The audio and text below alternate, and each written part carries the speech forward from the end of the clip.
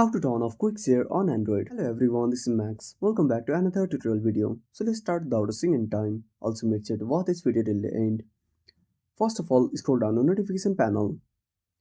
Now find the quick share tile. Now simply tap on it. Now tap on settings. Now tap on who can share with you. Now toggle off visible to near devices. If you don't find the quick share toggle, simply go back. Open up your notification panel. Now tap on the pencil icon.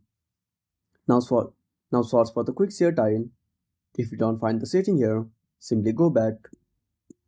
Now open up settings on your device. Now scroll all the way down to the bottom. Now tap on Google. Now wait for some time until the screen loads. Now once the screen loaded, simply scroll down and tap on quick share.